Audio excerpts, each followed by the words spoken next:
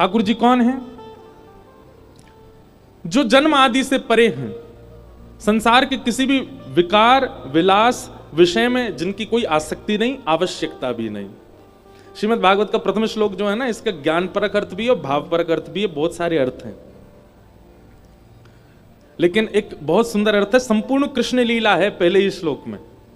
जन्माद्यस्य यतोन वयाद इतरतः, जो ठाकुर जी अपनी मैया के यहां जन्म लेते ही अन्य मैया के पास चले गए, मतलब देवकी के यहां जन्म लेते ही अन्वयाद इतरतः यशोदा जी के पास चले गए। हमारे पूज्य नाना जी पंडित श्री कृष्णलाल शास्त्री जी, वो इतने सारे भाव कहते थे कि ठाकुर जी गोकुल क्यों गए, ब्रज में क्यों गए,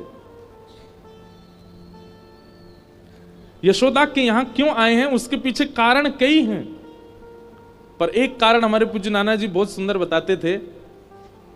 वो लाला एक बार कहा भयो, ब्राह्मणन की बात को सत्य करवे के काजे ठाकुर जी गोकुल गए। मैंने कि कैसे नाना जी? तो नाना जी हमारे एक प्रसंग सुनाए कि नंद बाबा यशोदा मैया के कोई लाला नाय हतो, तो नंद बाबा ने अपने कुल पुरोहित सांडिल मुनि से कही कि आप हमारे घर एक अनुष्ठान कर दो, जैसे हमारे घर एक लाला है जाए, और हमें लाला की कामना या हमारे नहीं है कि हमारा वंशवर्धन होएगो, हमारो अंतिम संस्कार करेगो, खूब धन कमावेगो, हमारो घर आगे बढ़ावेगो, इन सब कारण से हमें लाला नहीं चाहिए। सांडिल मुनि किस भाव से चाहिए? बोले संतन की सेवा करवे वारो, गैयान की रक्षा करवे वारो, ब्रजवासीन को लाड़ लड़ावे वारो, इन सबन को सेवक एक चाहिए हमको, ऐसी कृपा करो। भाई कल ठीक था तुम्हारा, आज क्या किया है? बहुत गूंज रही है आवाज, हमें ही दो दो आवाज सुनाई दे रही है हमारी। कोई नहीं, आप कथा सुनो। तो क्या बता रहा था? हाँ, तो नंद बाबा यशोदा मैया ने किस भाव से पुत्र की कामना की? गौ सेवा, संत सेवा, ब्रजवासीन की सेवा, इन सबन की सेवा भावना वारो हमें एक लाला चाहिए, और यही भाव से हमारे यहां आप एक अनुष्ठान कर दो। सब लोग इधर देखो, ध्यान से सुनो। तो सांडिल्य मुनि ने एक तिथि निकाली, मुहूर्त निकाला, बोले ठीक है, एक बहुत बढ़िया मुहूर्त है, इसमें हम आएंगे और आपके अनुष्ठान करेंगे। सांडिल्य मुनि तो कहीं किसी कार्य में व्यस्त हो गए, कहीं कोई बड़ा अनुष्ठान था तो नहीं जा पाए, उन्होंने अपने भांजे को भेजा, बोले आप जाओ और नंद बाबा के यहां अनुष्ठान करके आओ। सांडिल्य मुनि के भांजे आए। हमारे ब्रज में आज भी नियम है कि कोई संत महापुरुष आए तो माताएं चाहे कितनी भी उम्र की हों, घूंघट करके सिर ढक के थोड़ा वैसे ही प्रणाम करें। तो जैसे ही सांडिल्य मुनि के भांजे घर पर पधारे तो यशोदा मैया ने घूंघट करके आई। अच्छा, यशोदा मैया की आयु 80 वर्ष की है, पर मैया सुंदर बहुत हैं। यशोदा मैया का सौंदर्य भागवत में वर्णन किया गया है, बहुत सुंदर है यशोदा मैया। कोई विशाल रूप नहीं है मैया का, मैया बड़ी सरल सहज और बड़ी बड़ी बड़ी सुंदर हैं, ठाकुर जी की मैया हैं। तो यशोदा मैया जैसे ही सांडिल्य मुनि के भांजे आए, सब आचार्यगण आए, तो श्रृंगार तो किया ही हतो, उनने घूंघट करके जैसे ही प्रणाम करवे गई तो उनको लगी कि कोई नव विवाहिता कोई कन्या प्रणाम कर रही है, क्योंकि यशोदा मैया ऐसे ना रहे में पूरी सज धज के रहे, खूब बढ़िया सुंदर नूपुर पहन के रहे, करधनी पहने, खूब आभूषण धारण करें, कड़ूला पहने, आदि आदि सब भाव। तो उनको देख करके कहीं ऐसा भाव आया कोई नवेली बहू तो नहीं है। तो ब्राह्मण तो सबको आशीर्वाद देते हैं। जैसे यशोदा मैया ने प्रणाम करी तो सब आचार्य ब्राह्मणों ने सोचा कोई नवीन बहू है, तो सबने चर सौभाग्यवती रहो और आपको पुत्र रत्न की प्राप्ति हो, हमारो ऐसा आशीर्वाद। हमारे पूज्य नाना जी कहते बोले वही दिना ठाकुर जी ने मन बना लियो कि ब्राह्मण ने आशीर्वाद दियो, ब्रह्म वाक्यम जनार्दनम, इनकी वाणी सत्य करवे मुझे जानो ही पड़ेगो। जन्म भले ही देवकी के यहां लिया ठाकुर जी ने, ठाकुर जी ब्रज लीला करना चाहते तो और भी तरीके हो सकते थे, देवकी के संग रह के भी कर सकते थे। यशोदा जी के पास क्यों गए? क्योंकि यशोदा जी को ब्राह्मणों का आशीर्वाद था। और फिर हमारे नाना जी एक कथा सुनाते कि सब ब्राह्मण अनुष्ठान के लिए यमुना तट पे पहुंचे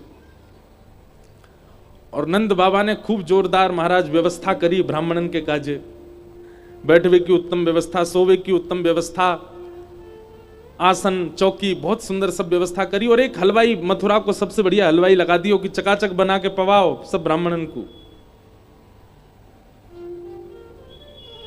रात्रि में सोए सब ब्राह्मण, जैसे ही सुबह उठे यमुना स्नान करके संध्या वंदन करके सब ब्राह्मण बोले हाँ भैया सब लोग बाल भोग पा लो, और बाल भोग पावे के बाद अनुष्ठान में बैठेंगे। बाल भोगी इतनो सुंदर बनो, बेड़ई, आलू की सब्जी, जलेबी और जाने कहा का बहुत सारी सामग्री बनी।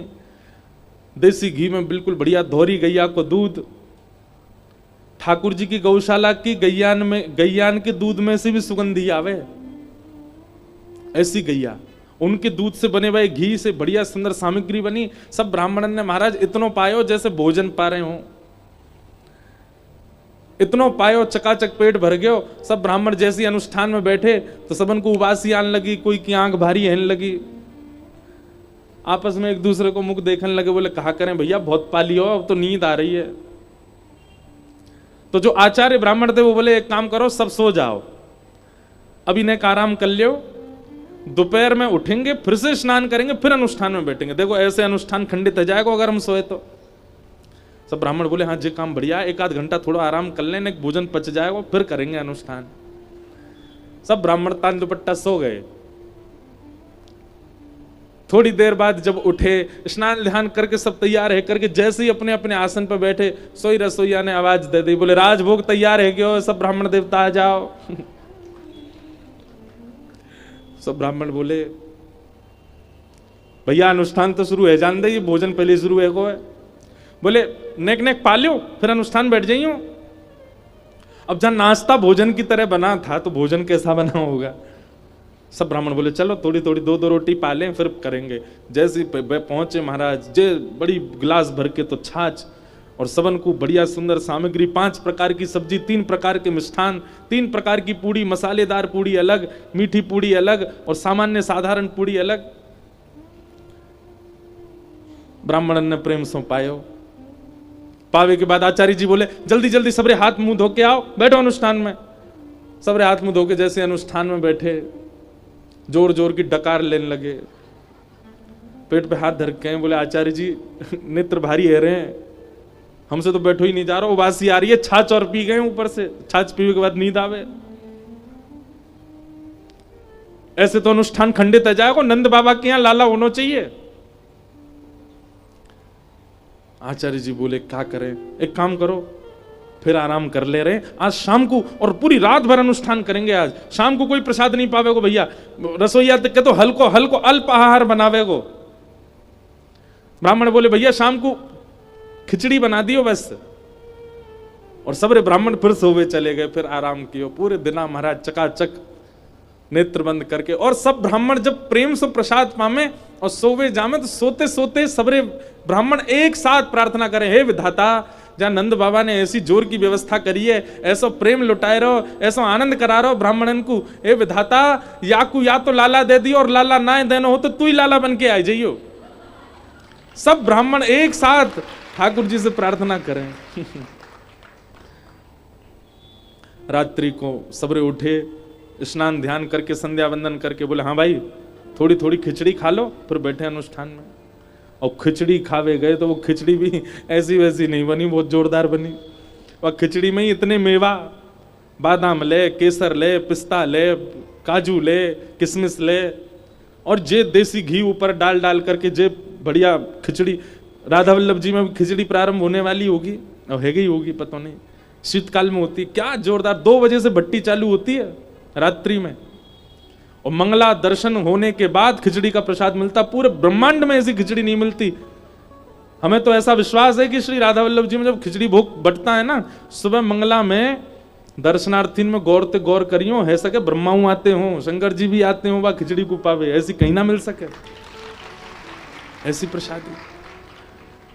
ब्राह्मणन ने पेट भर के खिचड़ी पाई ली, और जोरदार खिचड़ी पा करके जैसे ही अनुष्ठान करवे बैठे, 1-8 घंटा तो अनुष्ठान है गयो, लेकिन वहां के बाद आचार्य जी ने नेत्र खोल के सब ब्राह्मण देखे तो कोई उबासी ले रहा हो, कोई नींद आ रही, बोले खिचड़ी में ही इतने मेवा है कि वैसे ही आलस से आ गए। आचार्य जी बोले ऐसे तो अनुष्ठान होगा नहीं भैया, तुम लोग एक दिन तो पूरा निकार दियो, नंद बाबा के बालक कैसे होएगो।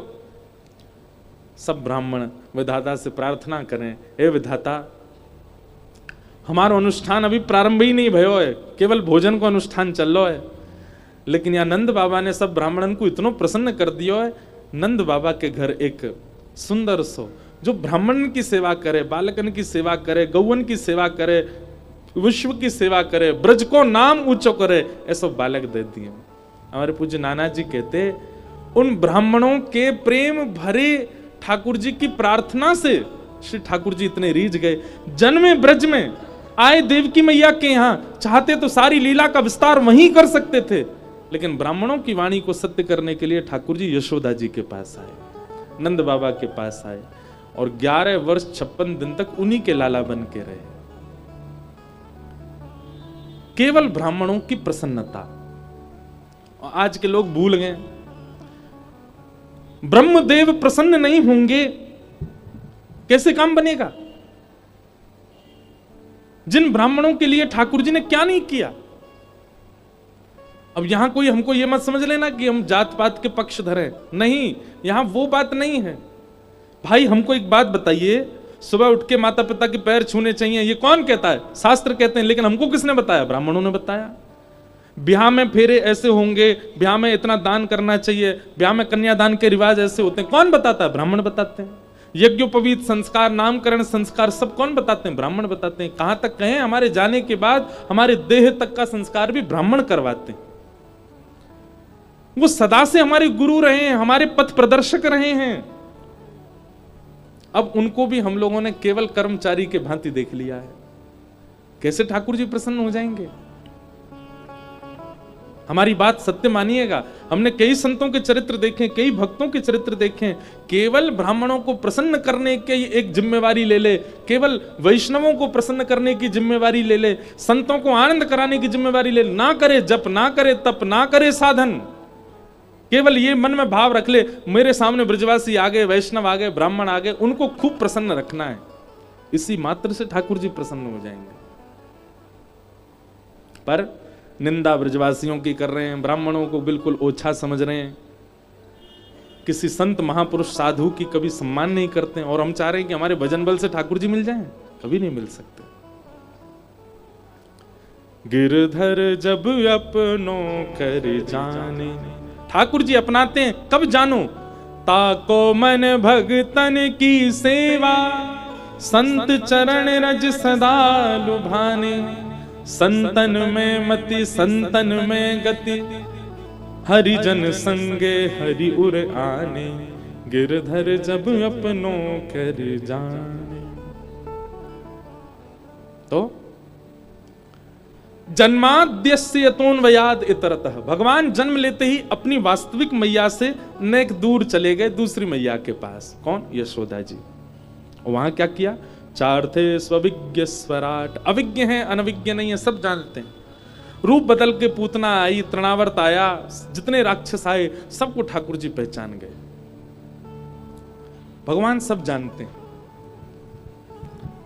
कौन कितने पानी में, कौन कितने भाव में, कौन कितनी श्रद्धा में, ठाकुर जी को सब पता है। कई बार हमारा आडंबर प्रधान होता है दूसरों को दिखाने के लिए, पर ठाकुर जी जानते हैं कि कौन वास्तविक है, कौन किस भाव में है। राधा वल्लभ जी, बिहारी जी के मंदिर में सबसे पीछे खड़ा हुआ व्यक्ति यदि भाव वाला है तो श्री राधा वल्लभ जी उसी को देख रहे हैं, और सबसे आगे वालों अगर आडंबर में है तो ठाकुर जी की दृष्टि वहां पर ना पड़ रही है। ठाकुर जी सब जानते हैं। इसलिए हम एक बात कहते हैं, आडंबर का स्वभाव संसार में रखो, कहीं भी वैदिक दैविक स्थान में जाओ ना, वहां 2 मिनट के लिए जितनी देर दर्शन कर रहे हो अपने समस्त भावों को विश्राम दो, जैसे हो वैसे बन जाओ। ठाकुर जी के आगे तो वैसे प्रस्तुत हो जाओ जैसे हो। अब वैद्य के पास गए, वैद्य से जाके कहा मेरे सिर में दर्द हो रहा है, डॉक्टर से कहा सिर में दर्द हो रहा है, सिर दर्द की दवाई दे दी लेकिन आप ठीक ही नहीं हो रहे। डॉक्टर ने कहा दवाई तो हमने ठीक दी, तुम ठीक क्यों नहीं हो रहे?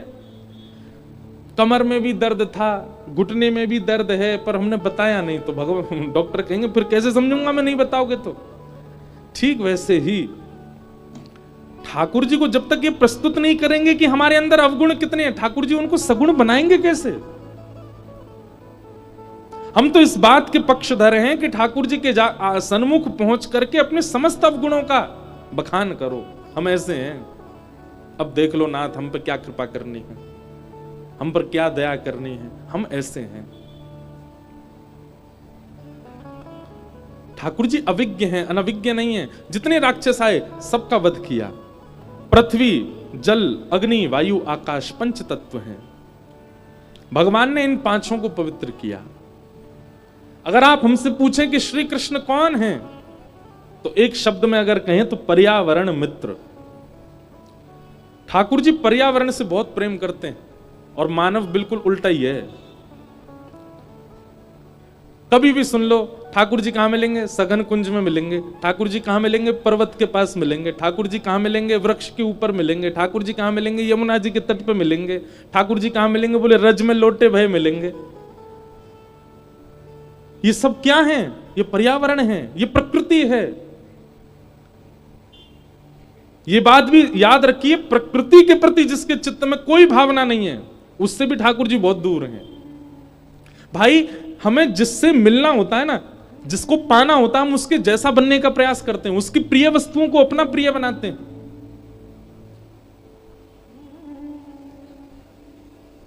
कोई कन्या प्रिय लग जाए किसी बालक को, वो लग जाता है, बस इसको क्या अच्छा लगता है वो मैं करूं। जो नहीं खाता था उसके प्रिय लगने वाली वस्तु वो भी खाने लग जाता है। और हमसे लोग आकर के ये प्रश्न करते हैं, महाराज जी जब प्याज की बनी वस्तु खाएं तो कंठी उतार के खा सकते हैं ना? इतना त्याग नहीं कर पा रहे ठाकुर जी के लिए, इतनी सी लूली बाई को नहीं संभाल पा रहे अपनी को। ये लूली बाई है कौन? जीव, एक भी हड्डी नहीं है इसमें, लेकिन आपकी सारी हड्डियां तोड़वाने की सामर्थ्य है इसमें। एक शब्द ऐसा बोल देगी सारी हड्डी टूट जाएंगी। तो पर ये जितनी घातक है उतनी ही काम वाली भी है। अगर इसको किसी ने संभाल लिया, श्रीमद् भागवत कहती हैं जितम सर्वम जिते रसे, वो पूरे विश्व को जीत लेगा जो अपनी रसना को जीत ले, जो अपनी जीव को जीत ले। अब जीव को जीतने का मतलब केवल रसों को जीतना ही नहीं होता, केवल उसके चटोरेपन को जीतना ही नहीं होता, उस जिह्वा को भगवत आश्रय कराना भी एक प्रकार से जिह्वा को जीतना है। तो हमें जिसको प्राप्त करना है, उसको जो प्रिय है, वो सब चीजें अपनी प्रिय बनाना प्रारंभ करना पड़ता है। ये प्रेम का स्वरूप है। ठाकुर जी को क्या प्रिय है? कुंज प्रिय है। ठाकुर जी को क्या प्रिय? विहार प्रिय है। ठाकुर जी को क्या प्रिय? नदियां प्रिय हैं, यमुना जी प्रिय। ठाकुर जी को क्या प्रिय? पर्वत प्रिय हैं। ठाकुर जी को वृक्ष वल्लरी प्रिय हैं। और क्षमा करना, हम कान पकड़ के कहें आज वृंदावन में सब नष्ट कर दिया, कुछ नहीं बचा। कभी कभी तो हमें लगता है कि ब्रज से थोड़ी दूरी पर जो वन क्षेत्र है ना, ब्रज का, वृंदावन से थोड़ी वहां होंगे ठाकुर जी। वृंदावन में तुमने कुछ छोड़ा ही नहीं है, सब खत्म कर दिया। ठाकुर जी की इच्छा होती होगी कुंज में भ्रमण, जिन कुंजों में, निकुंजों में और यमुना तट पर जाने के लिए ठाकुर जी यशोदा मैया से लड़ते हैं कि मुझे जानो है मैया, मुझे जान दे, वो आज कहां है?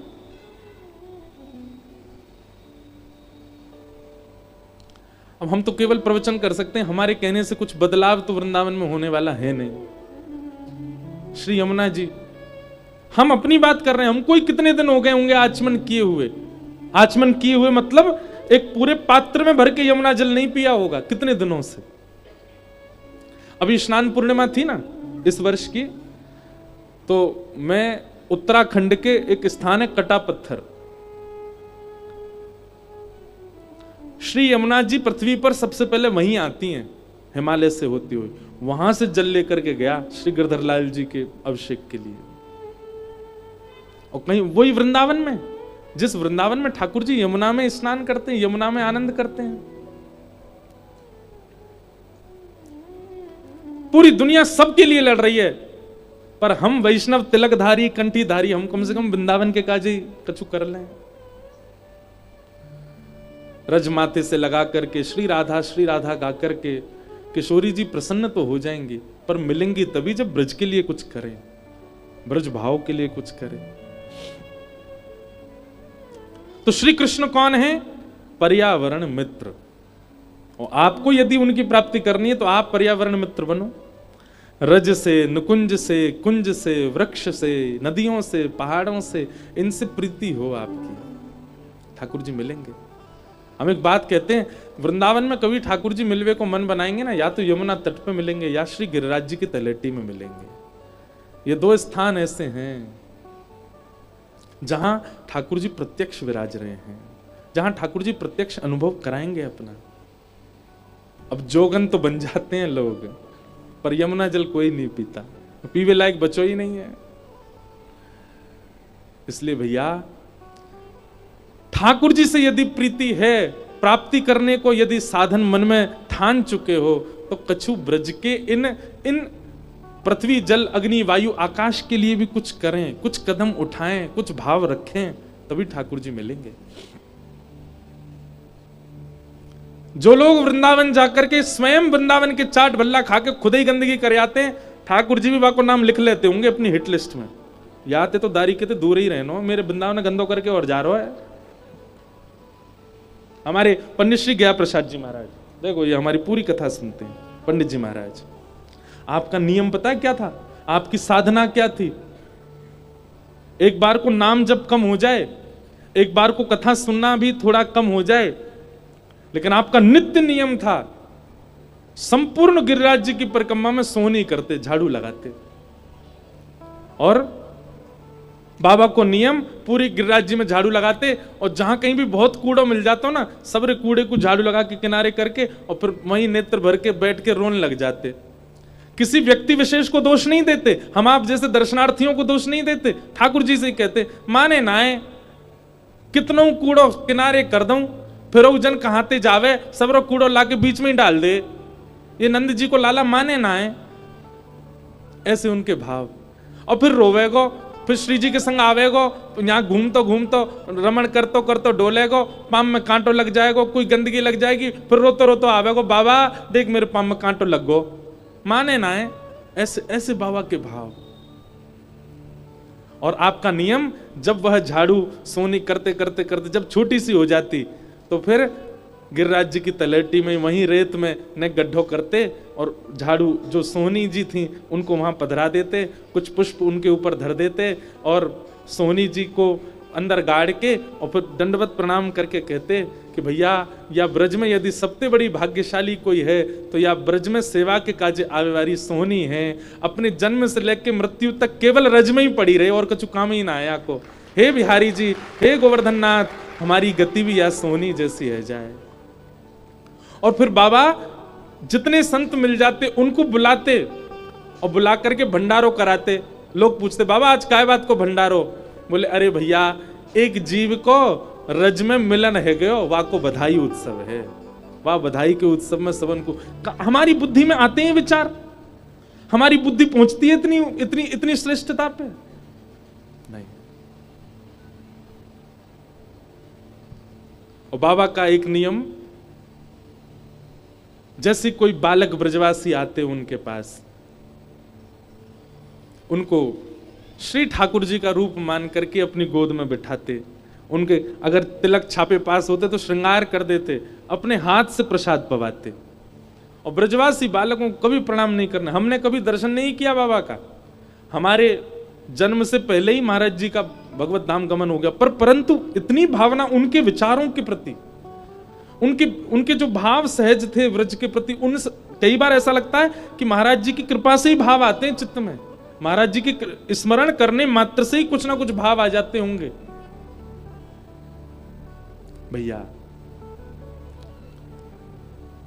अगर आपकी कथा में आने की गति केवल पुण्य की प्राप्ति है, केवल कथा सुन के मनोरंजन का भाव है, कोई बात नहीं, अच्छा है, सुनो, सुन के चले जाओ, 7 दिन में अपना सब कर्म में लग जाना। पर कहीं आपके चित्त में भावना भगवत प्राप्ति की है, श्री ठाकुर जी की प्राप्ति की है, तो ऐसी विचारधाराएं चित्त में लाओ, ऐसी भावनाएं चित्त में लाओ।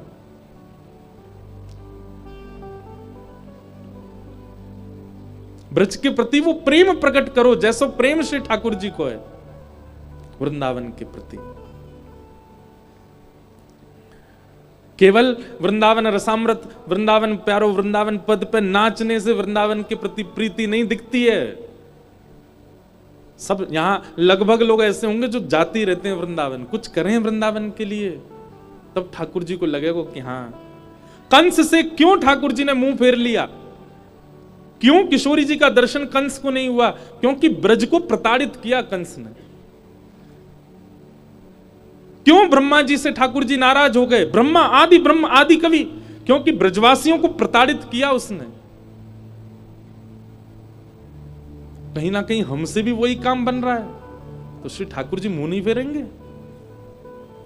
चिंतन भाव और पदों को देखा कीजिए, उन्होंने ऐसा क्या किया है जिससे उनको हरि मिले हैं, वो भाव लाने का प्रयास करो।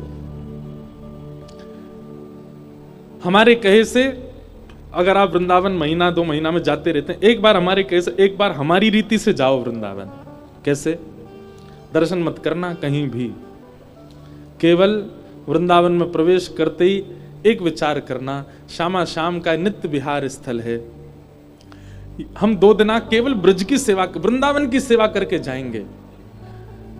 जो वृक्ष आपको दिख जाए कि इन पर थोड़ी सी मट्टी जमी भई है, इन पर जल नहीं पड़े होंगे, वहां जल डाल जाओ। जहां गंदगी दिख जाए वहां को उठा के कूड़े में डाल जाओ। अब दुनिया भर के लोग वृंदावन में वो लगाते हैं, क्या बोलते हैं उसको, स्टॉल लगाते हैं शरबत पिलाने की, खिचड़ी खिलाने की, और ये, लेकिन कभी आपने देखा कि कोई व्यक्ति डस्टबिन हाथ में लिए बैठा हो, भैया क्यों कूड़ा हो इसमें डाल जाओ। हवाई जहाज में लाख लाख रुपया लेने वाली जो एयर होस्टेस हैं, वो भी कूड़ा लेने के लिए पॉलिथीन लेके चलती हैं, पर ब्रिज में कोई नहीं घूमता। उनको लाख रुपया मिलते हैं, यहां लाख रुपया तो नहीं मिलेंगे, पर श्याम सुंदर जरूर प्रसन्न। उस दिन आप रात में सो के देखना कैसा लगेगा आपको। स्वप्न में निश्चित ठाकुर जी की, मैं कह रहा हूं भगवत ठाकुर जी दर्शन ना दें, पर ठाकुर जी को श्रृंगार, ठाकुर जी को मुकुट, ठाकुर जी की वंशी कुछ तो दिखेगी, ठाकुर जी प्रसन्न हो जाएंगे। इतने दर्शन, अष्टयाम सुबह मंगला से लेकर रात्रि शयन तक आप दर्शन करके देख लो, उस रात्रि का भाव अलग होगा, पर पूरे दिन ब्रज की सेवा करके देख लो, उस रात्रि का भाव अद्भुत होगा। ठाकुर जी प्रसन्न हो जाएंगे। करने वालों कोई नहीं है, पर मेरो काम कहनो है तो मैं तो कह दूं, एक बार करके देखिए। हमने वैसे करते भी हैं लोग। हमने मधुकरी की बात कही, अब इतने मधुकरी मांगते हैं लोग। सबसे ज्यादा मधुकरी तो हमारी मैया ही बांटती है। हमारे घर में मैया के कि घर में रहवे वाले लोग 3, उनके काजे तो बने 10 रोटी, और मधुकरी वाले इनके बने 50 रोटी। मैं कोई बात नहीं, पवाओ। तो कभी ठाकुर जी से चाकरी भी मांगो। चाकरी मतलब सेवा, ब्रज की सेवा। और ब्रज की सेवा ना कर सको तो भैया अपने घर के निकुंज की, जहां ठाकुर जी विराज रहे, वही की सेवा करो, वही ऐसा सुंदर बनाओ।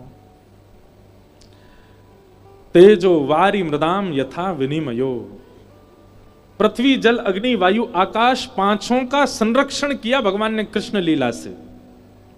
पृथ्वी का संरक्षण किया भगवान ने मृद भक्षण लीला करके। भगवान ने सबको बताया कि ये माटी बड़ी पवित्र है, ठाकुर जी जिह्वा पे धारण कर रहे हैं। जल को पवित्र किया कालिया नाग को भगा करके। पर्वतों का संरक्षण किया गिरिराज जी धारण करके। वृक्षों का संरक्षण किया कुंज निकुंजों में लीला करके। अग्नि का संरक्षण किया भगवान ने 2 बार अग्निपान की। एक बार तो ब्रजवासियों को बिंद दिखाया, एक बार ठाकुर जी ने ब्रजवासियों को सामने अग्नि पी ली। ठाकुर जी अग्नि पी रहे थे। यशोदा मैया बोली, अरे विधाता जी काय रोए, जे मेरो लाला ना है, जे तो कोई और है। नंद बाबा बोले, नहीं नहीं यशोदा जी हमारो ही लाला है। बोले ना है, हमारो लाला तो नेक ताते दूध को भी फूंक मार के पीवे। तातो समझे? तातो मतलब रे नेक गुनगुनो, गुनगुना मतलब थोड़ा हल्का गरम। यशोदा मैया के गरम गरम दूध को पहले फेंट के ओटा के वाकू ठंडो कर दूं, नेक नेक तातो रे वाकू भी लाला पात्र में लेके फूंक मारे, और फूंक मार मार के पीवे। और वो लाला अग्नि कैसे पान कर रहा है?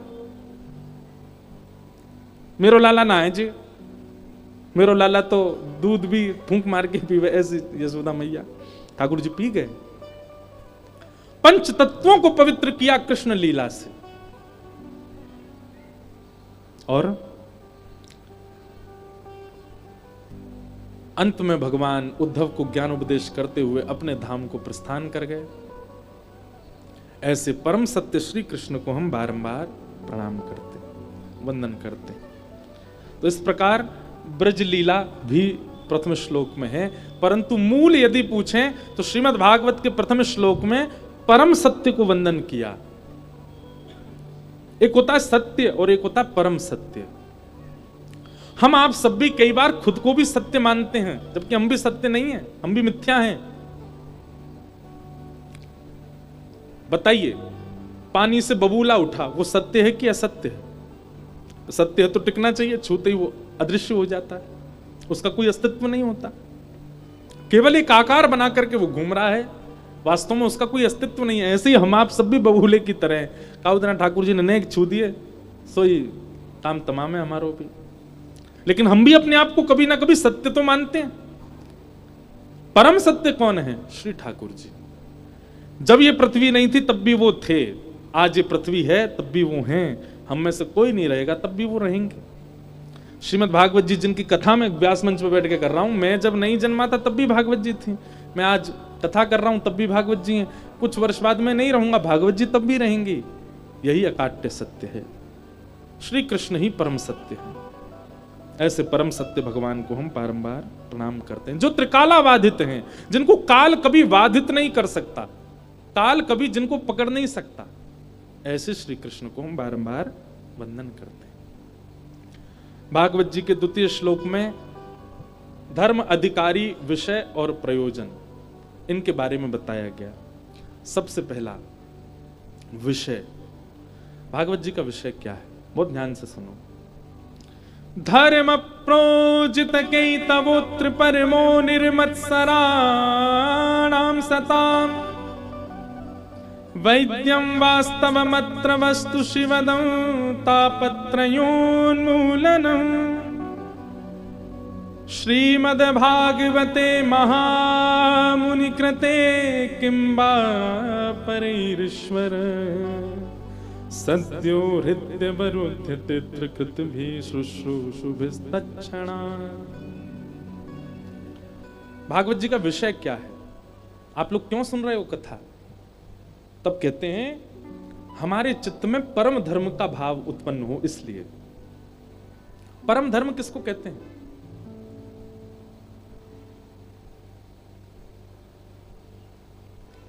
हम देह की चिंता करके देह की पूर्ति के जितने भी कर्म करते हैं वो एक प्रकार से धर्म कहलाए जा सकते हैं, पर जब अपने आंतरिक उस आत्मा के उपचार के लिए, उसके कल्याण के लिए जो भी हम कृत्य करते हैं वो परम धर्म कहलाता है।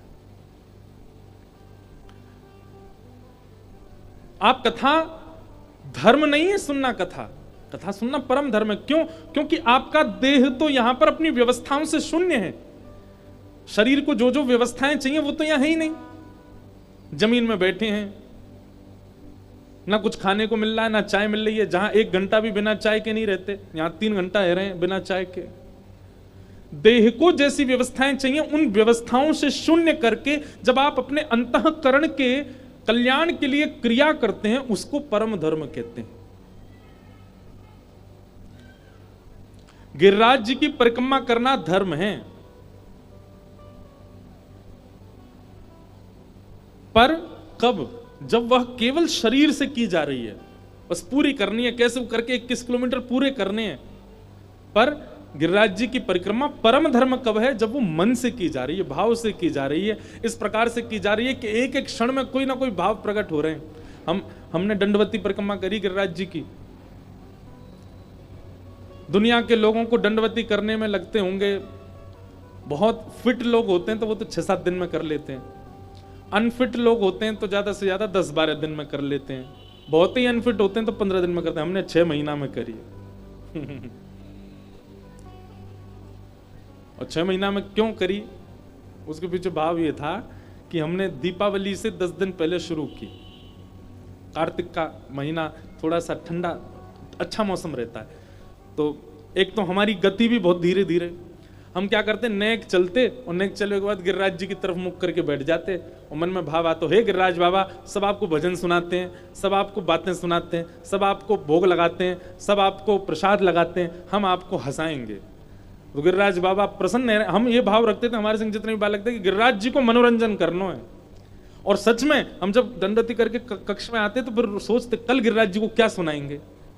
एक कीर्तन भजन तो सब सुनाते हैं गिरिराज जी को, हम कछु ऐसा सुनाए जैसे गिरिराज जी को मन लगो रहे। और जैसे ही थकते थे, बैठना होता था 10 मिनट के लिए, बैठते 1 घंटा और गिरिराज जी को चुटकुल्ला सुना रहे हैं, कभी गिरिराज जी के आगे ठाक के मार रहे हैं, हंस रहे हैं जोर जोर से, गिरिराज जी को आलिंगन कर रहे हैं, ऐसे परिक्रमा करी। तो 10 दिन हो गए तो हम पहुंचे जतिपुरा, राधा कुंड से शुरू की। जतिपुरा पहुंचते ही महाराज दिवाली आ गई, कथाओं का क्रम आ गया, चले गए कथा करने। वैसे जाते नहीं है, ऐसे बीच में परिक्रमा छोड़ के पूरी करके जानी चाहिए, पर हमने एक बाबा से कहा, बाबा परसों ते कथा है, का करें, परिक्रमा तो पूरी ना भाई। बाबा बोलो ये सबरे नियम बाहर बाहर इनके काजे, ब्रजवासी इनके काजे, कोई नियम ना है।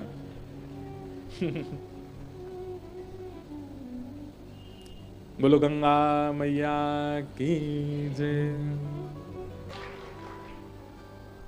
तुम क्या निवेदन कर रहे थे? दंडवती। तो हमसे एक ब्रजवासी बोलो, भैया सबरे नियम बाहर बाहर जिनके काजे हैं, और तुम तो दंडवती भी काय को लगा रहे हो। गिरिराज बाबा को श्रम और हो तो बताओ, ब्रजवासी काय को लौट रहे हैं मेरे आगे। इनके काजे तो मैं यहीं विराजमान है गया हूं, इनके काजे तो मैं यहीं पे बैठ गया हूं डट के, जे काय को इतना श्रम कर रहे हैं। मैंने बाबा हम परिक्रमा कोई पुण्य की कामना, कोई भावना वैसे नहीं कर रहे हैं, हम तो गिरिराज बाबा के संग में कछु दिन रहे हैं, हमारे कर रहे हैं। तो बढ़िया कथा करके आओ, फिर समय मिले फिर आदि फिर कर लियो, फिर कथा करने गए। फिर होली के आसपास 10 दिन का समय मिला, फिर गए, और फिर 5-6 दिन के अंदर फिर जतिपुरा से और वहां तक करी। तो दिन देखो तो 15 दिन में ही लगे, लेकिन वैसे देखो तो 6 महीना में लगे। अच्छा, एक घटना और घटी, बताता हूं कभी कथा में। 3 बाबा गिरिराज जी में 3 परिक्रमा लगाते हैं रोज, 2 परिक्रमा 3 परिक्रमा। तो जब हम दंडवती लगाते थे तो वो बाबा, अभी उनमें से एक महापुरुष तो भगवत धाम निकुंज गमन हो गया, उनमें से वो बाबा पीछे से आते और मैं दंडवती कर रहा हूं तो पीछे से ही पाम छू के चले जाते। मैंने कहा बाबा आप क्यों चरण छूते हैं, आप ऐसे श्रम मत। बोले अरे ब्रज में जन्मे आप, बंगला बोलते थे, थोड़ी बंगला उनकी लिपि थी। ब्रज में जन्मे आप, ऐसे व्यास जी के घर में जन्मे आप, और स्वयं व्यास बन गए आप, ब्रजवासी हो आप, और यहां दंडवती लगा रहे हो। इतने सौभाग्य से हम चूकना नहीं चाहते, हम तो डकैती डालेंगे पैर छूने की। तो जब मैं बीच में चला गया आदि करके, जब आदि करने दोबारा आया, बाबा फिर मिले।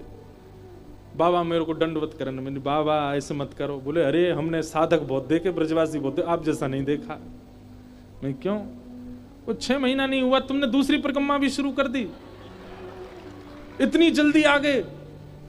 गिरिराज बाबा बहुत कल्याण करेंगे आप पे, तो निश्चित दर्शन हो जाएगा। मैंने कहा बाबा पहली चल रही है अभी पहले ही पूरी ना हुई है। बाबा बहुत जोर से ऐसे हृदय से लगाए, अश्रु आ गए उनके आंखों में। आप ब्रजवासी काहे को श्रम कर रहे हो, हम लोग करें ना ये श्रम। तो मैंने कहा नहीं महाराज जी, ठाकुर जी हमारे पास बड़ी सहजता से मिल गए, कहीं सहज से मिलने वाली वस्तु का हम मूल्य ना भूल जाएं, इसलिए ये करना चाहिए।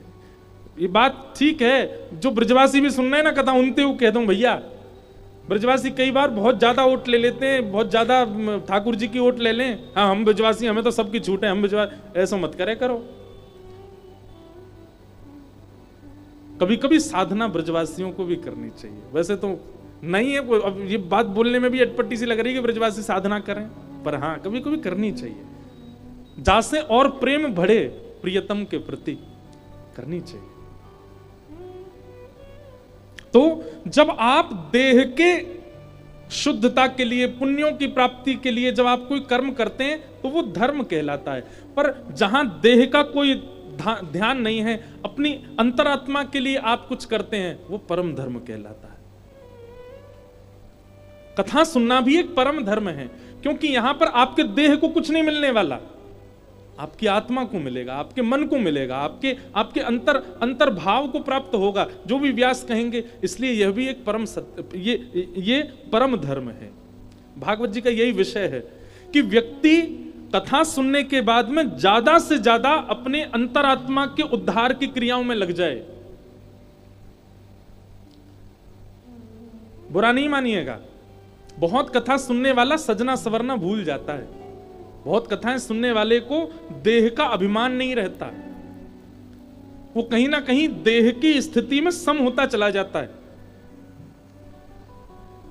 कोई साधुओं का कोई भेष नहीं होता लंबी दाढ़ी, साधुओं का कोई भेष नहीं होता जटाजूट, साधुओं का ये भक्ति प्राप्ति के बाद सम अपने आप होते चले जाते हैं।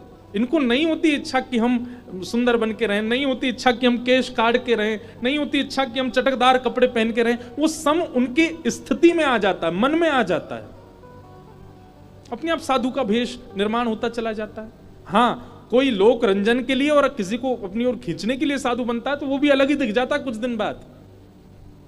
पर जिसके हृदय में वास्तव में प्रेम प्रकट हुआ होगा ना, वो सामान्य रहेगा। मैं एक बात और कहूं भैया, ब्रज से एक प्रेम करवे वारे, वो ज्यादा सजे धजे ना है, वो तो अपने प्रिया प्रियतम को सजा में खुद सम रहते हैं।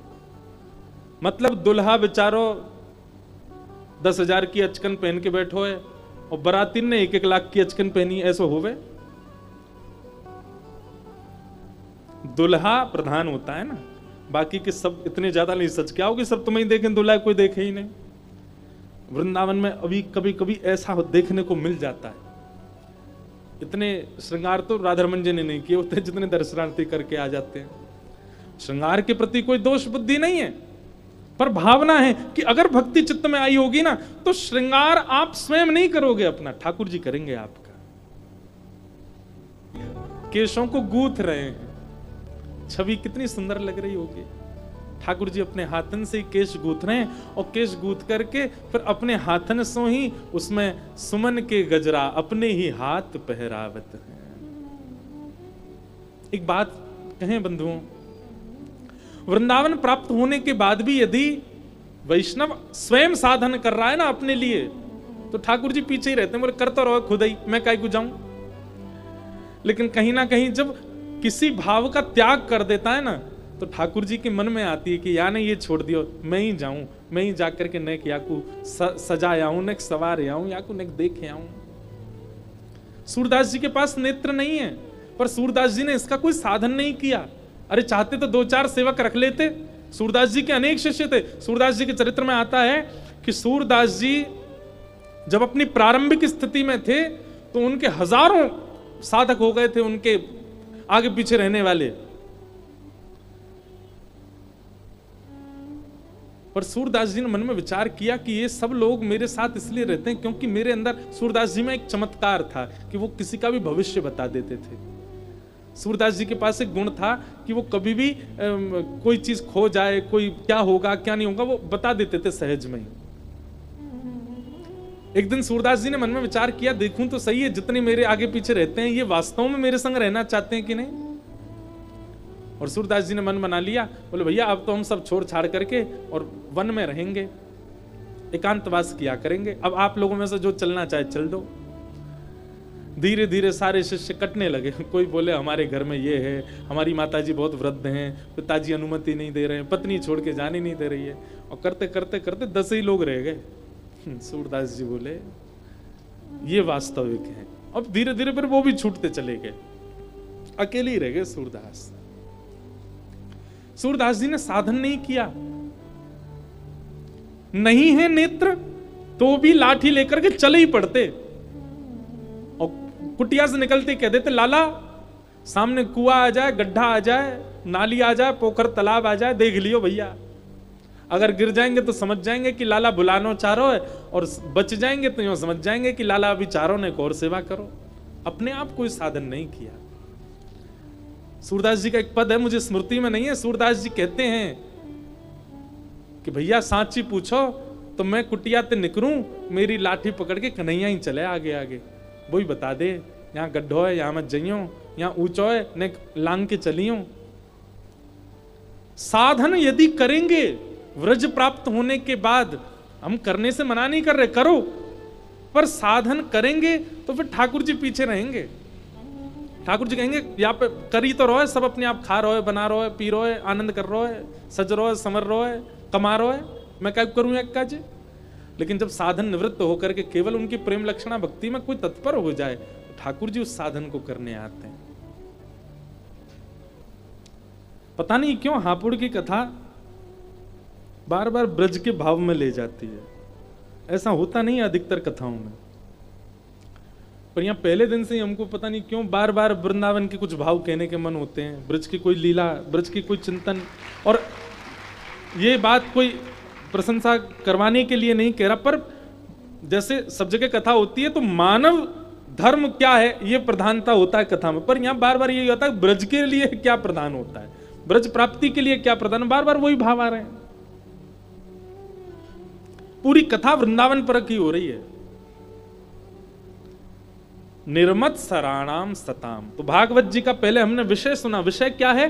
परम धर्म की इच्छा, अपने आत्म कल्याण के लिए ज्यादा इच्छाएं प्रकट होना। देह की स्थिति कैसी है इस पर ज्यादा चिंतन ना जाना। मेरा बहुत यश हो, नाम हो, कीर्ति हो, वैभव हो, संपदा हो, ये सारी इच्छाएं तब तक रहती हैं जब तक संसार का भाव है। लेकिन भगवतीय भाव आने के बाद में कोई मुझे देख करके बहुत यश दे, ये भी अच्छा नहीं लगता। यश कीर्ति से भी कहीं ना कहीं दिक्कत होने लग जाती है। अंतरंग अंतर्मुखी रहने का बहुत मन होने लग जाता है, और यही अंतर्मुखी भाव ही परम धर्म है। भागवत का विषय है। भागवत जी के आश्रम में रहोगे आप अंतर्मुखी जरूर हो जाओ। दूसरी बात, भागवत का अधिकारी कौन है? तो कहते हैं निर्मत सराणाम सताम, जिसके चित्त में मात्सर्य दोष नहीं है। अंतर्मुखी होने की स्थिति में आप तभी जा सकते हो जब आपके चित्त में ईर्ष्या ना हो किसी के भी प्रति। किसी के उत्थान को देख के, किसी के व्यवहार को देख के, किसी के सौंदर्य को देख के, किसी की उज्जवलता देख के, किसी की प्रबलता देख के आपके चित्त में ज्वलनशीलता होती है, आपके चित्त में ईर्ष्या होती है। तो ठाकुर जी बहुत दूर हैं आपसे।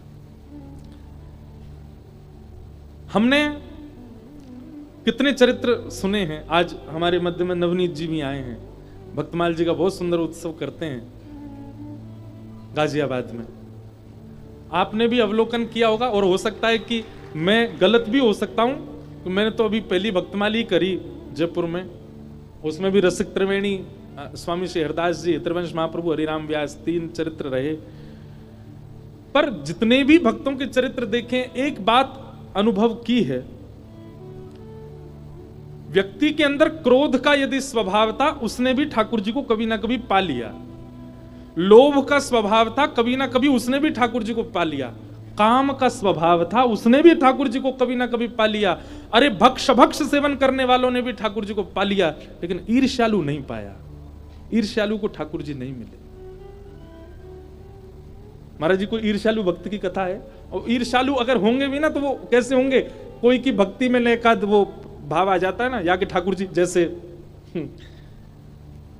हरिराम व्यास जी ने जाकर के और श्री हमारे गोपाल भट्ट गोस्वामी जी से कह दी, झूले रे झूले मेरे गंडकी नंदन, है जैसे भटा कढ़ी में बोरे, अंग लगायो चंदन, झूले रे झूले मेरे गंडकी नंदन। अब वहां क्या कह रहे हैं हरिराम व्यास जी? बोले ऐसे लग रहे हैं जैसे कोई बैगन जो है का कढ़ी में बोर दियो हो, क्योंकि गोपाल भट्टी जी के तो केवल शालिग्राम जी थे पहले। बोले ऐसा लग रहा हो कोई गहरे रंग वारो बैगन कढ़ी में बोर के धर दियो हो, क्योंकि शालिग्राम जी के ऊपर चंदन लगा हुआ था। झूले रे झूले मेरे गंडकी नंदन। बस अब इसको आप क्या मानोगे? ईर्ष्या? नहीं, ईर्ष्या नहीं है, केवल एक भाव ऐसे ही, ये क्या बोले, विनोद भाव था। और इसी विनोद भाव से देखो कैसा कैसा विरह उद्दीपन हुआ श्री गोपाल भट्ट गोस्वामी जी के चित्त में। रात भर रोते रहे। और नरसिंह चतुर्दशी से ठीक एक दिन पहले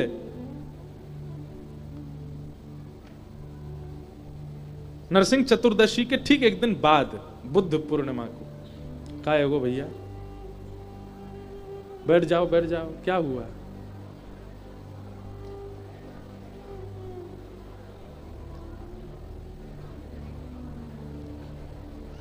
कौन आगो भैया? हैं? सांप? सांप? कोई ये काट तो ना गयो भैया? हैं? परीक्षित जी को ढूंढ तो नहीं रहे तक्षक सर्प? वाह, कितनी तत्परता से कथा सुन रहे थे। बेचारा वो वहां तक पहुंच गया, किसी को पता ही भी नहीं चली होगी। बोलो वृंदावन बिहारी लाल की। तो हम क्या कह रहे थे? इधर देखो, इधर देखो। किसी को कुछ हो तो नहीं गया ना भैया? हाथ उठा के बताए तो एक बार, हमारे सब ठीक है? बेचारी मैया पसीने आ गए हैं? हाँ, तो जहां तक हमारी भावना देखने में आई है कि जिसने उद्देश्य के साथ ईर्ष्या रखी है चित्त में, उसको ठाकुर जी नहीं मिले। तो आपके अंदर क्रोध ज्यादा है, टेंशन की बात नहीं है। कभी ना कभी भगवत साधन करते रहो, सत्संग करते रहो, ठीक हो जाएगा। काम ज्यादा है, साधना से ठीक हो जाएगा। लोभ, ईर्ष्या, द्वेष, अभिनिवेश आदि आदि ये सब ज्यादा हैं, तो ये भी ठीक हो जाएगा। पर द्वेष यानी कि ईर्ष्या, अगर ये आपके अंदर प्रकट हुआ है तो आपका चिंता का विषय होना चाहिए। और एक बात कहें आपको, सबसे ज्यादा मात्रा में यदि दोष मानवों के अंदर है तो वो द्वेष ही है, ईर्ष्या ही है। इसीलिए नहीं मिल रहे ठाकुर जी। ईर्ष्या का भाव नष्ट हो। निर्मत सराणाम सताम। तो भागवत जी का अधिकारी कौन? जिसके चित्त में ईर्ष्या नहीं है। इसका मतलब यह नहीं है कि ईर्ष्यालु व्यक्ति कथा नहीं सुन सकता। कथा में आए, कथा सुनना प्रारंभ करे, सुनते सुनते सुनते सुनते सुनते कुछ समय निकाले, कभी ना कभी तो कथा उसके चित्त से ईर्ष्या को नष्ट करेगी। तो आपके भीतर यदि कोई भी दोष विद्यमान है, निश्चिंत रहो। पर ईर्ष्या है तो चिंता होनी चाहिए, आपकी नींदें उड़नी चाहिए, आपका भजन बढ़ना चाहिए। निर्मत सराणाम सता। भागवत जी का सबसे पहला विषय, दूसरा अधिकारी। अब तीसरा, श्रीमद् भागवत जी का संबंध क्या है? वैद्यं वास्तवमत्र वस्तु शिवदम। श्रीमद् भागवत जी धन की कामना के लिए कोई यज्ञ नहीं है। श्रीमद् भागवत जी कथा कई बार पितरों की मुक्ति के लिए भी कराई जाती है, पितरों के कल्याण के लिए भी कराई जाती है। निश्चित श्रीमद् भागवत जी से पितृ कल्याण होते हैं, व्यापार अच्छा हो जाता है, घर में गृह शांति हो जाती है, सब कुछ होता है। पर यह तो वो बात है कि आप प्रधानमंत्री से याचना कर रहे हो कि हमारी गली साफ करवा दो।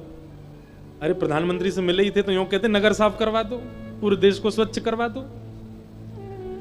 मतलब श्रीमद् भागवत जी के आश्रय में आकर के यदि पितृ मुक्ति की कामना रखी है, संकल्प लिया है, श्रीमद् भागवत जी की सन्निधि में आकर के व्यापार वृद्धि की कामना की है, वंश वृद्धि की कामना की है, और जो भी संसार के साधन रखे हैं, तो ये तो वही बात है कि प्रधानमंत्री से गली साफ करवाई है, गली साफ करवा दो हमारी।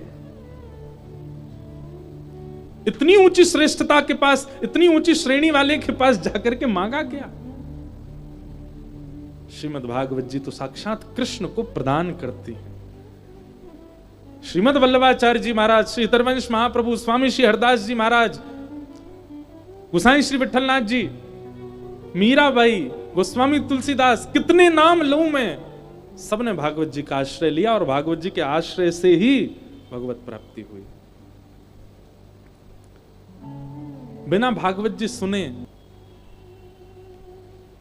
हरिराम व्यास जी का एक पद है, रसिक अनन्य हमारी जाति। वहां पर भी उन्होंने उल्लेख भागवत जी का किया। अब मुझे वो पद याद नहीं, उसमें कहते हैं भागवत जी को श्रवण करो, भागवत जी की मानो। स्वामी श्री हरदास जी महाराज ने हरिदास परंपरा का पालन करने वालों के लिए जो नियम बनाए हैं, उन नियमों में भागवत जी को प्रधान रखा। भागवत जी सुनो। सूरदास जी महाराज भी कहते हैं, पढ़िए सुनिए भगति भागवत, और कहां कछु कीजिए, मन रे कृष्ण नाम कह लीजिए। भागवत जी के बिना भगवत प्राप्ति में कहीं ना कहीं आपके चित्त में, मैंने कहा ना पहली बात कि गलतियां ना बने, उसके लिए भागवत जी बहुत आवश्यक हैं। यही आपके चित्त को वैसा निर्माण करेंगे जिससे आप भगवत प्राप्ति में सार्थकता प्राप्त कर सको। तो श्रीमद् भागवत जी अन्य अन्य साधनों के लिए यदि आप सुन रहे हो तो एक प्रकार से बहुत बड़ी सत्ता के पास जाकर के तुच्छ वस्तु मांग रहे हो। श्रीमद् भागवत जी के आश्रय में तो केवल एक संकल्प लो, पहले दिन से लेकर के 7 दिन तक एक ही भावना रखो, एक एक क्षण मन में यही जाप करते रहो, हमें ठाकुर जी की प्राप्ति हो जाए, हमें श्याम सुंदर के प्रत्यक्ष अनुभव हो जाए। प्रत्यक्ष नहीं हो सकते तो स्वप्न में हो जाए, स्वप्न में नहीं हो सकते तो कहीं ओझल से ही दिख जाए, ठाकुर जी का कोई अनुभव हमारे जीवन में करा दो नाथ। भागवत जी सामर्थ्य रखती हैं ठाकुर जी को प्रदान करने की, पर विडंबना है कि कोई भागवत से ठाकुर जी मांगता नहीं, याचना करता नहीं। वैद्यम वास्तव मत्र वस्तु शिवदम। और एक और बात, शिवदम शब्द कहकर के श्री शुकाचार्य जी महाराज यहां पर वर्णन कर रहे हैं कि श्रीमद् भागवत जी केवल ठाकुर जी से मिलवा देंगी। मतलब वैसा नहीं है कि आपने किसी को बहुत पैसा दे दिए कि फलाने व्यक्ति से मिलवा दो, वो व्यक्ति आपको लेके गया, दूर से दिखा दिए, बोले देख लिए ना मैंने कही थी मिलवा दूंगा, दिखा दिए तुमको, चलो जाओ। भागवत जी ऐसी नहीं है। शिवदम, शिवदम शब्द का मतलब होता है कल्याणकारी।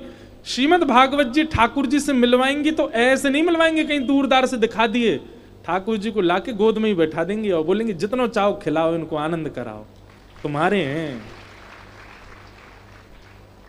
ऐसी हैं भागवत जी। अरे भैया मैं औरन के कहां प्रमाण दूं आपको, औरन के क्या एग्जाम्पल दूं आपको, औरों की क्या बातें बताऊं आपको। केवल 5 वर्ष की सेवा ही मैंने पूर्ण की थी ठाकुर जी, कथा करते करते 5 वर्ष हुए और श्री भागवत जी ने प्यारे गिरधर लाल जी को लाके गोद में बैठा दिया। श्री गिरिराज जी विराजते हैं नाथ द्वार में। ये जो पीछे स्वरूप है श्री ठाकुर जी का, श्रीनाथ जी जो प्रकट हुए गोवर्धन में, पर अजब कुमारी नाम की एक भक्ता थी जिसके लिए श्री ठाकुर जी मेवाड़ चले गए और वहीं विराजते हैं। तो उन्हीं के सन्निधि में श्री गिरधर लाल जी का इस बार का 6वां जन्मोत्सव है। तो मैं क्या निवेदन कर रहा था, 5 वर्ष की सेवा, केवल 5 वर्ष के भागवत जी के आश्रय से श्री ठाकुर जी की सेवा प्राप्त हो गई। कुछ दिन लेके तो रखिए, भागवत जी का आश्रय प्रदान करेंगी। यहां भागवत जी में गलत नहीं, वैद्यम वास्तव मत्र वस्तु शिवदम, कल्याणकारी संबंध कराती हैं भागवत जी ठाकुर जी से। यह भागवत जी का विषय, अधिकारी और संबंध। और चौथी बात आती है प्रयोजन।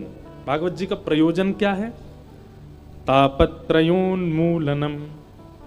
3 प्रकार के ताप होते हैं हमारे जीवन में, आदिदैविक, आध्यात्मिक, आदि भौतिक। कोई तन दुखी, कोई मन दुखी, कोई धन बिन रहत उदास, थोड़े थोड़े सब दुखी। कोई तन से दुखी है, कोई मन से दुखी है, कोई बुद्धि से दुखी है, कोई स्वभाव से, व्यवहार, सब दुखी हैं। ये सारे दुख 3 ही चीजों के अंदर आते हैं, आदिदैविक, आध्यात्मिक और आदि भौतिक। श्री कृष्ण की शरण लेने वाले, भागवत जी की शरण लेने वाले के जीवन में क्या होता है? ताप तो रहते हैं पर उन तापों की पीड़ा का अनुभव नहीं होता। ताप तो होता है पर उसकी अनुभूति नहीं होती। एक प्रकार से मैं कथा में कहा करता हूं, भागवत जी क्या है? बोले एनेस्थीसिया का इंजेक्शन है, एक बार लगवा लो सुन नहीं जाओगे, एक बार नहीं है तो 2-3 डोज लगवा लो, सुन घूमोगे, फिर क्या हो रहा है जीवन में उससे देखो जी। पर पता फिर क्या करना पड़ेगा? फिर संसार में अगर कुछ ऐसा होगा जिससे बुद्धि और मन दोनों को टूटना चाहिए, अगर ऐसा कुछ होगा तो आपको नाटक करना पड़ेगा संसार के आगे। अरे मैं तो बहुत दुखी हूं, मेरे को बहुत कष्ट है। पर वास्तव में ठाकुर जी की सन्निधि में रहने वाले को तन का, मन का, व्यवहार का, विचार का कोई भी कष्ट आता है वो विचलित नहीं होता, वो परमानंद में ही रहता है। उसको फिर व्यवहार करना, नाटक करना पड़ेगा दुखी होने का। दुख तो जीवन में आएंगे पर अनुभव नहीं होगा, ये बात है। एनेस्थीसिया वाले का इंजेक्शन लगा दो, ऑपरेशन तो होता है उसको, पर उसको दर्द नहीं होता, ठीक वैसे हो जाते हैं। तो वही बात करें, तापत त्रयोन्मूलनम। 3 प्रकार के ताप जीवन में आते हैं, उनसे मिलने वाली पीड़ा का उन्मूलन कर देते हैं ठाकुर जी। मीराबाई को विष पिलाया, गोस्वामी तुलसीदास जी की कितनी निंदा की, जिस काल में गोस्वामी जी थे उस काल में। ध्रुव प्रहलाद की कथा हम सब सुनते ही हैं, उनके साथ क्या क्या नहीं किया सबने। ठाकुर जी की कथा सुनने वाले के जीवन में पीड़ा आएगी तो पीड़ा से वो दुखी नहीं होगा, और बहुत बड़ी सत्ता आएगी तो वो सत्ता से वो अत्यंत प्रसन्न नहीं होगा। ये बात निश्चित है। हितरवंश महाप्रभु के परम अनुयायी थे श्री विठल दास जी, उनका चरित्र आता है। तो विठल दास जी एक बार यमुना के तट पर हितरवंश महाप्रभु और 2-4 साधक जन बैठे थे और श्री विठल दास जी वहां सेवा कर रहे थे। तभी जूनागढ़ के राजा का एक पत्र आया और वो पत्र उसके ऊपर लिखा था, विठल दास जी के लिए आया था। बहुत ध्यान से सुनो सब लोग, इधर देखो। तो विठल दास जी ने वो पत्र महाप्रभु जी के चरणों में निवेदित कर दिया, पढ़ा नहीं। बोले तुम्हारे नाम से आप पढ़ो, बोले नहीं भगवान आप ही देखो। महाप्रभु जी ने जब वो पत्र देखा तो वो प्रधानमंत्री का था, वहां के राजा का था, और उसने लिखा था कि श्री विठल दास जी को हम प्रधानमंत्री की पदवी देना चाहते हैं। आपसे निवेदन, आप परिवार सहित गाजे बाजे सहित हम पूरी सेना भेजेंगे आपको लाने के लिए, आप कृपा करके आइए और अपने मंत्री पद को स्वीकार कीजिए, मंत्री पद को स्वीकार करो। जब ये पत्र पढ़ा तो महाप्रभु जी तो बड़े प्रसन्न हो गए। बोले विठल दास इधर आओ, ये पत्र पढ़ो। बोले नहीं जय जय आपने पढ़ लिया, आप ही बताएं क्या है। अरे बड़े सौभाग्य की बात है, हमारे राधा वल्लभ जी कृपा से, वृंदावन की कृपा से आपको मंत्री पद मिल रहा है। वहां के राजा ने मत पत्र भेजा है कि आप प्रधानमंत्री का पद स्वीकार कीजिए। विठल दास जी की स्थिति ऐसी हो गई जैसे मानो किसी ने बहुत संपत्ति छीन ली हो। रोने लगे, गिर पड़े, वृंदावन की रज को बार बार हृदय से लगाने लगे, मस्तक से लगाने लगे, महाप्रभु जी के रूप को देख देख करके सिहाने लगे और हृदय पे हाथ रख के बोले मैं वृंदावन छोड़ के नहीं जा सकता, श्री राधा वल्लभ जी को छोड़ के नहीं जा सकता, अपने गुरुवर को छोड़ के नहीं जा सकता, इन ब्रजवासियों की संगति छोड़ के नहीं जा सकता, इन कुंज निकुंजों में मिलने वाला वह सुख उसको छोड़ के नहीं जा सकता, वृंदावन की प्रातः काल की सुगंधि को छोड़ के मैं कैसे जीवित रहूंगा वहां। गुरुदेव आप निवेदन कर दीजिए, आप कह दीजिए मुझे ये पदवी स्वीकार नहीं है। महाप्रभु जी ने डांटा विठल दास जी को और विठल दास जी से कहा कि जीवन में जो आता है ना वो प्रारब्ध से आता है। प्रारब्ध से आने वाले दुख को जब हम प्रारब्ध मांग के भोग लेते हैं तो फिर प्रारब्ध से आने वाले सुख को क्यों नहीं भोगें। अगर आपने प्रारब्ध से मिलने वाले दुख को छोड़ा तो वो कभी ना कभी भोगना तो पड़ेगा, चाहे उसके लिए पुनर्जन्म लेना पड़े। इसी प्रकार प्रारब्ध से मिलने वाले सुख का भी यदि त्याग किया तो उसको भोगने के लिए भी पुनर्जन्म लेना पड़ सकता है। इसलिए विठल यदि प्रारब्ध से मिल रहा है तो उसको स्वीकार करो। तुम्हारी मन स्थिति नहीं है ये बात मैं जानता हूं, पर इसको स्वीकार करो। ये होती है स्थिति वैष्णव की। तो विठल दास जी चले गए, प्रधानमंत्री का पद स्वीकार किया उन्होंने, लेकिन उनके चरित्र में आता है नित्य क्या होता था। प्रधानमंत्री बन गए तो उनको एक खजान कोष मिला, एक पूरा धन संपत्ति मिली। वो चाहते तो उससे अपने परिवार में उससे अपने कुछ कर लेते, पर वो क्या करते थे, जितना उनको धन मिला उससे उन्होंने बहुत सारे अश्व खरीदे, घोड़े, और वे घोड़े खरीद के उन्होंने क्या किया, जूनागढ़ से लेकर के वृंदावन तक कुछ कुछ किलोमीटरों में, जैसे 10 किलोमीटर में एक घोड़ा, उससे 10 किलोमीटर में एक घोड़ा, इस प्रकार वृंदावन तक सारी घोड़ों की फौज लगा दी। नित्य राधा वल्लभ जी का प्रसाद उन घोड़ों पर कोई व्यक्ति बैठ करके जूनागढ़ लेके आता, रोज श्री राधा वल्लभ जी और महाप्रभु जी का चीत प्रसादी पाते थे। ये होती है वैष्णव की स्थिति। वृंदावन में हमारे बंदर पर्स ले जाते हैं तो हम रोने लग जाते हैं, भैया फ्रूटी एक ही पिला दो, एक में दे दे तो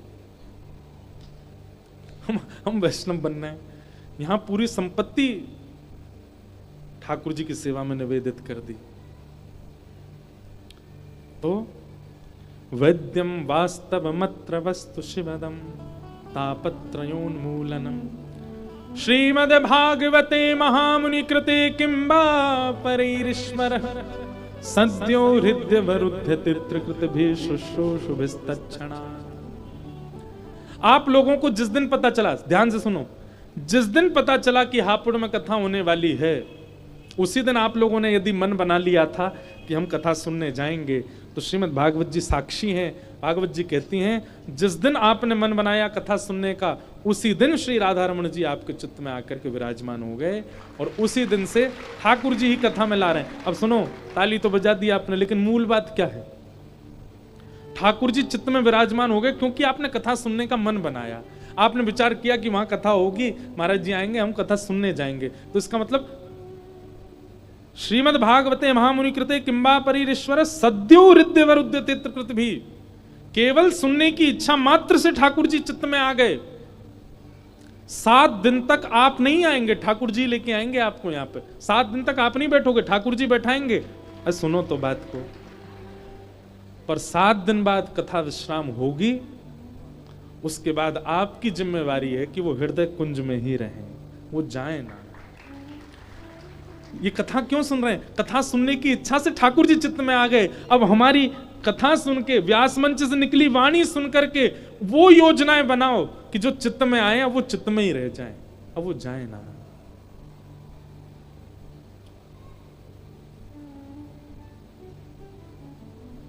बहुत सुंदर भाव है। तो भैया अब आप सब खड़े रह गए हो। निगम कल्प तरोर गलितम फलम सुख मुखादमृत द्रव संयुतम पिबत भागवतम रसमालयम मुहुर्हो रसिका भुवि भावुका। 10 मिनट और बैठो, फिर कथा को विश्राम देते हैं। 10 मिनट और विराजो सब लोग। अब तो बैठाने को कोई फायदा ना है, ये तो बात ही करेंगे अब। निगम कल्प तरोर गलितम फलम, श्रीमद् भागवत जी वेद रूपी कल्प वृक्ष का पका हुआ फल है। सुखदेव जी के मुख लग जाने से अमृत तुल्य हो गई हैं। पिबत भागवतम रसमालयम, ऐसी भागवत की कथा को पियो। अरे नेक नीचे है जाओ भैया, धीरे धीरे है जाओ, धीमे है जाओ, सब बोलो मत, बस 5 मिनट सुनो। पिबत भागवतम रसमालयम, भागवत जी कथा को पियो। पीने का अभिप्राय क्या है? वो घटनी चाहिए आपके जीवन में। और ऐसा नहीं कि 7 दिन जब कथा सुन लेंगे उसके बाद हम धीरे धीरे कथा में जो सुना उनको जीवन में इंप्लीमेंट करना शुरू करेंगे। हम 9 साल, बहुत ज्यादा एक्सपीरियंस तो नहीं, पर 9 साल की कथाओं में इतना कर चुके हैं कि कथा सुनने के बाद आप यदि ये सोचो कि हम जीवन में घटाएंगे, कभी नहीं घटा पाओगे। कब घटाना है? कथा सुनते सुनते ही घटाना है। जैसे ही व्यास जी कुछ कह रहे हैं, सुनते सुनते ही मन बनाना है कि नहीं, ये हमें करना है, ऐसा हमें बनना है, ये हमारे जीवन में होना चाहिए, ये हमें करना है, इसकी व्यवस्था हमको बनानी है। ये तुरंत सुनते ही यदि आप करेंगे तो ही आपके जीवन में घटेगी। इसी को कहते हैं कथा को पीना। अधिकतर लोग कथा सुनते हैं, सुनने का मतलब क्या होता है? करेंगे, ठीक है, 1 आध महीना बाद थोड़ी गर्मी आ जाएगी, फरवरी मार्च के बाद तब से करेंगे। अरे नहीं, अभी उसी समय घटाइए जीवन में जिस समय आप कथा सुन रहे हो। पिबत भागवतम रसमालयम मुहुर्हो रसिका भुवि भावुका। अच्छा, अगर नहीं घट पा रहा हो तो क्या करें? मुहुर्हो, सुनते रहो, फिर दोबारा सुनो, फिर दोबारा। आजकल तो सबके फोन में कथा चल जाती है, सब लोग फोन में कथा सुनते हैं। निरंतर सुनते रहो। एक बात हमारी बहुत ध्यानपूर्वक सुनिए, अपने पूरे 24 घंटा में केवल 20 मिनट ठाकुर जी का कोई भी सत्संग, किसी भी अद्भुत वक्ता से, किसी भी अद्भुत वाणी वाले संत से 20 मिनट नित्य सुना करो। हमारी कीर्तन में बहुत रुचि बन जाती है, भजन में रुचि बन जाती है, नाचने गाने को मिल रहा है। हमारी वृंदावन में रुचि बन जाती है, घूमने को मिल रहा है। परिक्रमा में रुचि बन जाती है, ठीक है, सखा मित्र सब गप्प मारते लगा लेंगे। सत्संग में रुचि बनाओ, जो प्रवचन कर रहे हैं उनके भाव में रुचि बनाओ, और वो रुचि बनेगी, धीरे धीरे अपने आप ये बात घटित होगी। पिबत भागवतम रसमालय। अब आप कथा पी रहे हो, अपने अंदर घटा रहे हो, अपने जीवन में लगा रहे हो उसको। इस प्रकार ये 3 मंगलाचरण भागवत जी के गाए गए, इन्हीं के माध्यम से भागवत जी को प्रणाम किया गया। अब 88,000 सौनकादि ऋषि नैमिषारण्य क्षेत्र में बैठे हैं, और सूत जी महाराज से उन्होंने कुछ प्रश्न किए। इन्हीं प्रश्नों के उत्तर में सूत जी अब कथा सुनाएंगे भागवत की, और यही भागवत की कथा हम आप सब लोग श्रवण कर रहे हैं। आज कथा का द्वितीय दिवस।